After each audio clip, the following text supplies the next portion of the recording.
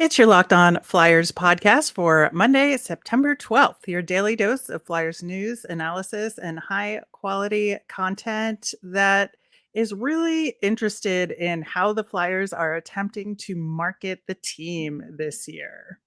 We've been wondering that for months. We'll get into it on today's show.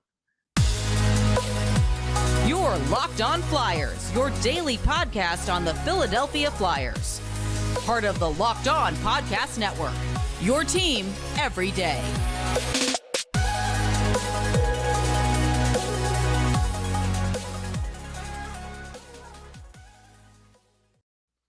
Hello, once again, I am Rachel Donner. You can find me on Twitter at rmiriam. I'm here with Russ Cohen, who's on Twitter at Sportsology. Thanks for making us your first listen every day. You can follow us on Twitter at Locked On Flyers to keep up to date on all the Flyers news and our episodes. You can also email the show at lockedonflyers@gmail.com. We are doing a mailbag this week, so get those questions in. On today's show, we are going to talk about that John Tortorella Sirius XM interview and get a little bit more into the national TV broadcast schedule. And then we're going to dig into kind of the Flyers sales and marketing side of things and talk about what they've done so far and how we think they could go about marketing the team this year. Locked On Flyers is free and available on all your favorite podcasting platforms, Apple, Spotify, Odyssey. Hit that subscribe button to get all of our episodes here on the Locked On Podcast Network. Plus, we're over on YouTube, so subscribe over there as well. Russ, we talked a little bit last week and over the course of the summer about John Tortorella and his attitude toward this team. They aired an interview of him on Sirius Radio, and I think that it pretty much was not a surprise to me, anything that he said, based on what he's been saying since he took the job, that he was excited about it, but he really recognized what all the issues were with this team. So him saying that he has major concerns about the room, well, yeah, the team was bad last year. Yeah, I mean, no doubt we knew that those concerns were there, but I think the fact that after the talks that the concerns were there, that's where I think this becomes a little bit of a shot at Chuck, because he didn't really do anything else with the team and is now letting John walk into a locker room that he knows there's trouble with. Like, that's something where they're not both in lockstep. Even if they are in lockstep, Chuck didn't do anything about it by at least making it better before the season started. And that's the first part. And then the second part is, I think this is John's way of letting the fans know that players will be accountable, because I know that was a big thing and they probably read it on a lot of different reports. They probably, were sending things out to the fans to get their, perception of what the season was like. And they probably got that in a lot of different ways as feedback. So I think as a result, yeah, I think he wanted to make that clear, but this is also a message to Chuck, like, hey, if the season doesn't start well and there's guys that I've told you about that I don't think should be here, do something about it. I think that's completely fair. And that, to me, when he's talking about, things aren't good in the locker room and he's talked to the players about some of it, I just think that he really is focusing on what has happened in the past. And your point about sending a message that accountability is going to be different this year is absolutely spot on. And this is just a way for him to communicate that. But I just would not have been shocked if, I think I would have been more surprised, to be honest, if he had said, oh, there's some really good stuff going on in the locker room based on what people have said. And I also think that maybe some guys had the opportunity finally to talk to sort of somebody with a outside perspective and be frank about some things that maybe they weren't, because they were just kind of letting last season ride out. Yeah, I think there's something to that. We're also starting to get interviews and things we could talk about in other shows, like Mike Yo is now starting to speak out, and fine, whatever. It's all after the fact. At this point, I have turned the page. I don't care about after the fact. I really only care about what's ahead. And I'm sure he's the same way. The only problem is it's hard to get players to completely do that. Sometimes there is leftover stuff that does seem to pop back up. Now, to John's credit, he's gotten most of the players to show up already before camp has started, which is something that I know the team wasn't happy about last year. That didn't really happen. That's great. All that means is, they'll be there ready to go, which is what he wants. Doesn't mean it's going to make them better, but at least at some point it might make them more united. And I think, that's his first step. Absolutely. And I agree with what he said about being not eager to name a new captain right away, because I think that sort of takes away the inevitability of maybe a Sean Couturier getting the C, Cam Atkinson. Cam Atkinson, or something like that, where it really says, oh, we have to prove ourselves as leaders here. This isn't a decision that's going to be made by default. There isn't Right. an assumed next captain in the room. And I just think that's a really good approach to it, to be honest. I do too. I thought that was, we had talked about it. We felt like that was what we would do. It's kind of odd that now I'm thinking the same way John Tortorella does, but I probably do about dogs too. And then I think it stops after that. But, a couple circumstances. Yeah, I know it is very weird to feel like you have something in common with John Tortorella, but you can't go wrong with dogs, man. Dogs are the best.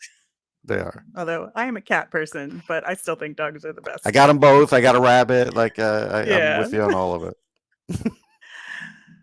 All right. I think that as far as Tortorella goes, we are actually, I think, in pretty good shape going into the season in terms of setting higher expectations, and I'm actually really excited for that aspect of things as camp gets going, and just to see how different it is, and we'll be talking a lot more about that in the next couple of weeks as camp kicks off.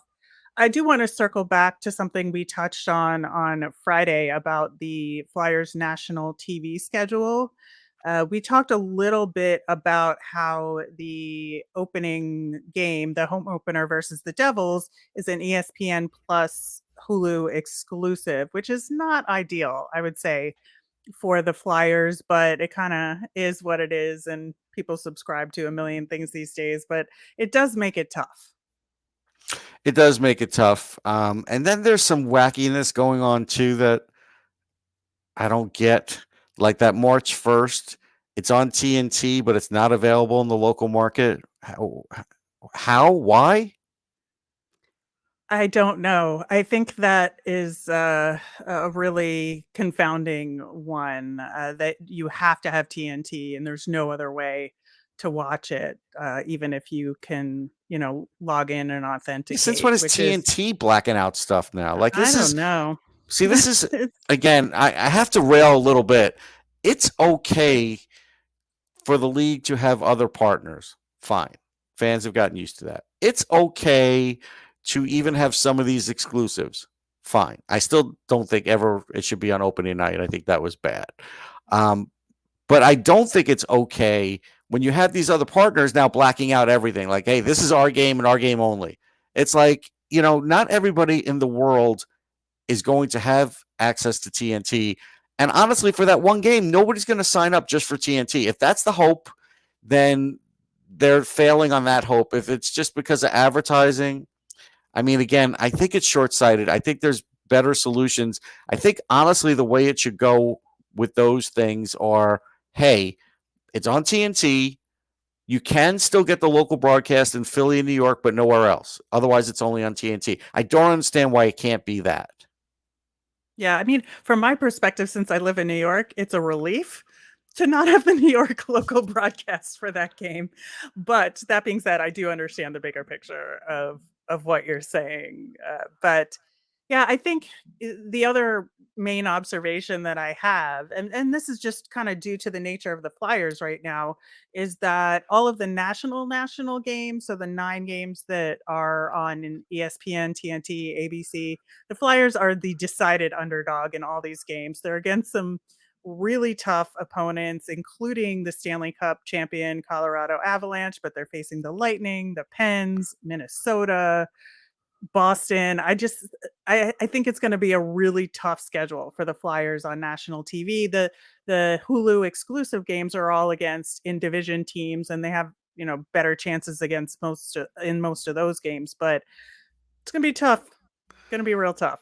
Yeah, there should be a limit too on the in division stuff because like ESPN Hulu, that's all it is, and I Hmm. think that does sort of take away from the fan also because if they're not getting those games, they're missing a certain amount of those matchups. I see where at least on the other it's a little mixed, but it's still probably 80% divisional. Yeah, I wish they kind of spread that out a little better. To be fair, Yeah, I but think this so isn't a too. fair business. Yeah, nothing is in life is fair, as they say. All right.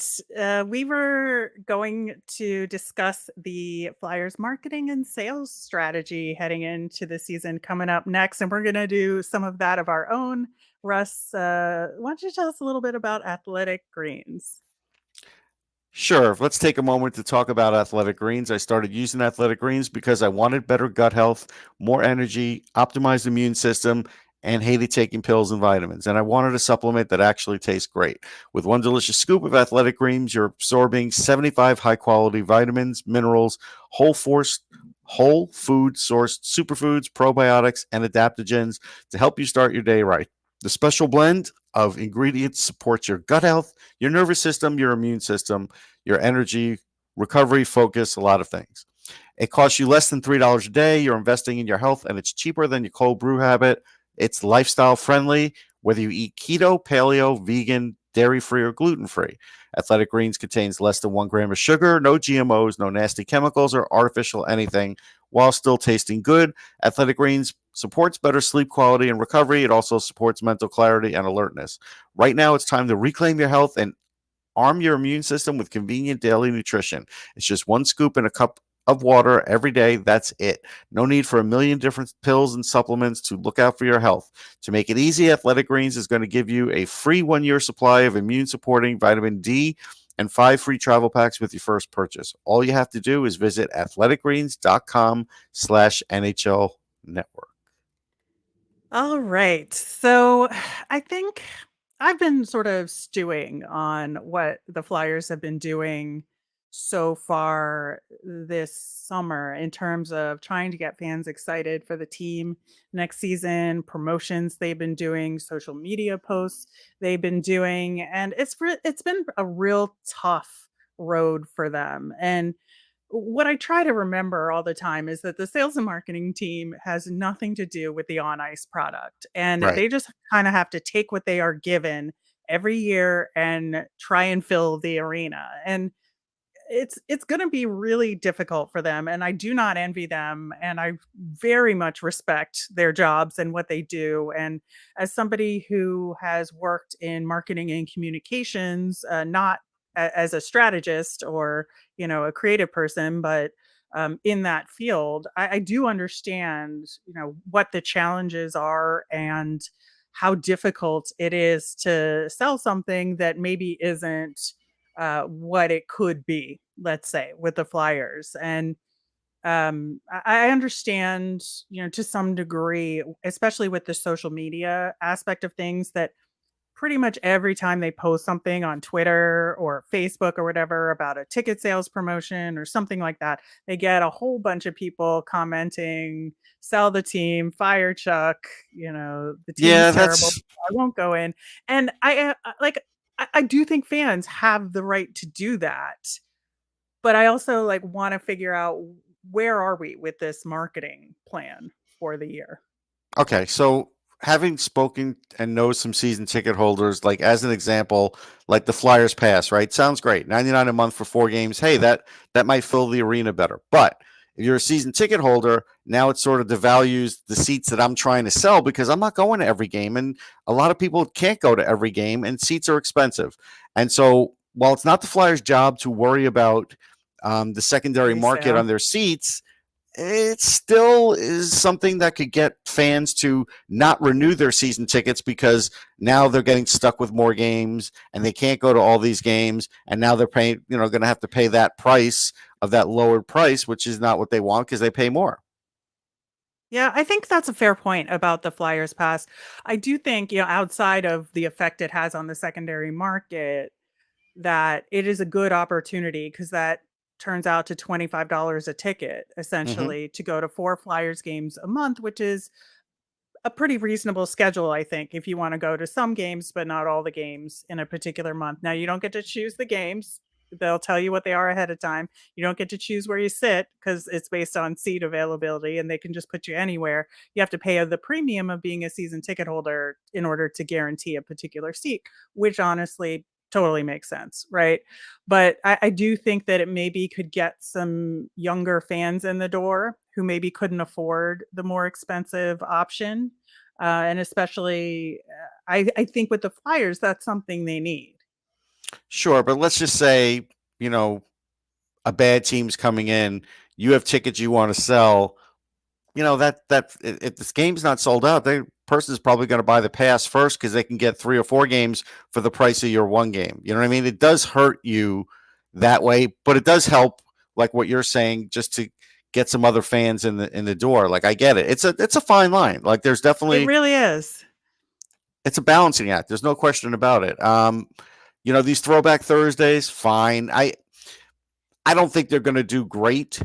I think there'll be 1 or 2 that might hit the note. There's only so much old music, whatever reminiscing that you could do to get everybody's mind off of the fact that maybe the product's not what you want it to be.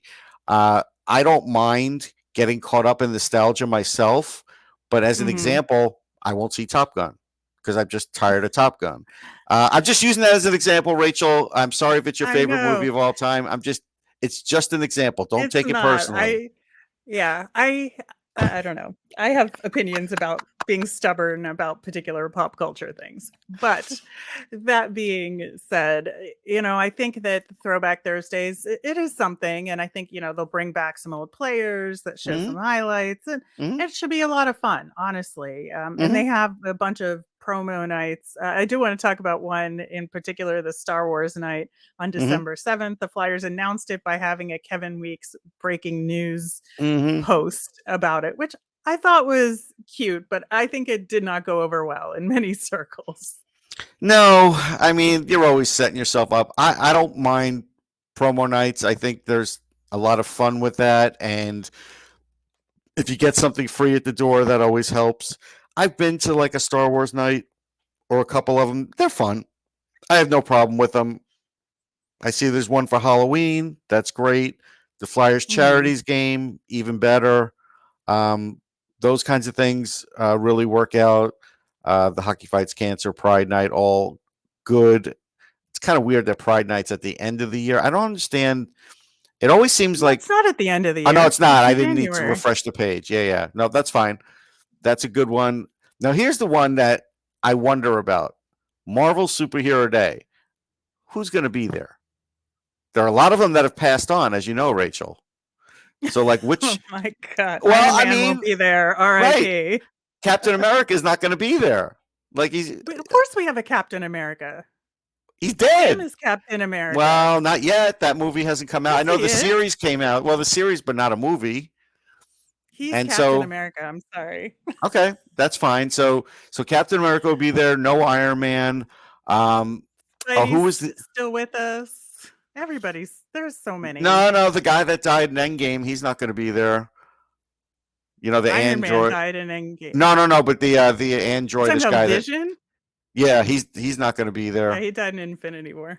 Infinity War. But Sorry. Oh, excuse me. yeah. He's not going to be there. Uh, there's going to be a few, but it'll be interesting. Like, will they have She-Hulk? Is She-Hulk gonna be like? I'm wondering I what would is love these. that personally. I Yeah, I think haven't she's watched great. it yet, but I heard you give good reviews. I'm wondering what's the breadth of Marvel superheroes that we're going to get from that. That's what I wonder. Well, we'll see. We'll see. Just in all seriousness, I think that we do need to talk about how to sell this team. And one Yeah, thing that we have talked about that I think is really missing from what they have done so far is trying to sell the younger players. Like even in sell the some of youth. these ticket promos and everything, and they're doing the nostalgia of the throwbacks, which again is fine, totally understand that, but they should be mixing it in a lot more with really good promos. I think they've done it a little bit with Wade Allison, but that's just with these behind the scenes videos that they Yeah, posted. But Wade Allison is a risky proposition to put your youth player it money really on, right? is. Yeah, I mean, there's no guarantee of anything with Wade Allison other than he's a cool guy and he'll make you laugh with a video. That's true. So if that's what they were aiming at, okay, they got that. Here's what I would do, and this is just me. I'm not saying they would have to do this. They could add anything they wanted during the year, but you have a player like Sean Couturier, right, who's there for a long time. He's already beloved by the fan base. Why don't you have like Sean Couturier turn back the clock night? You could have his dad there, who was a former player. You could have fans maybe getting a shirt either from Drummondville or even just a younger Sean Couturier on the shirt. Like, I think it could be a fun thing of one of your premier players. You could do that.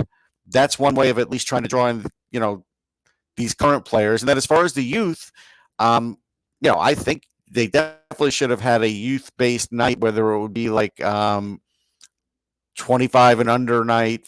Everybody 25 and under gets, and maybe they get an autograph something or a chance to win an autograph something from all the Flyers players that are 25 and under, an autograph stick.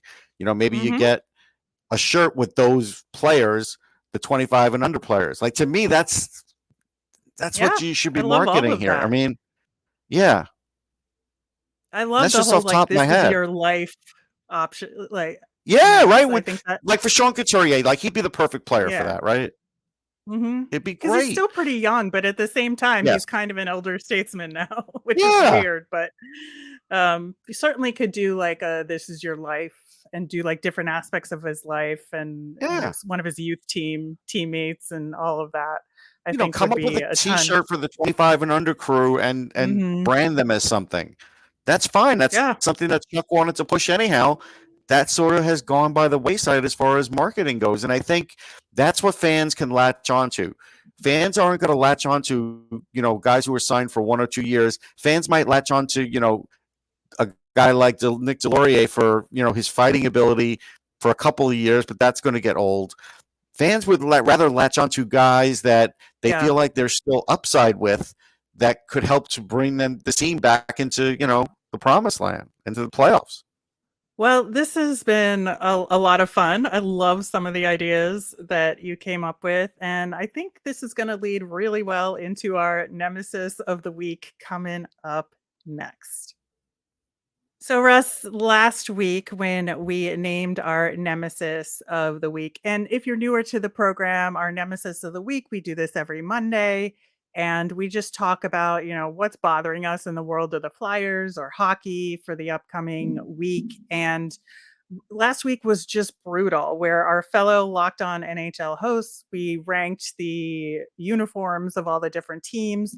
Our fellow hosts let us down and put the Flyers in the bottom 5 of the league, which was just a tragedy in so many ways. Heartbreaking. I am heartbreaking. I'm very insulted. Again, the Flyers are not top 5, but they are not bottom 5 either. They are somewhere in the top third of the league, in my opinion.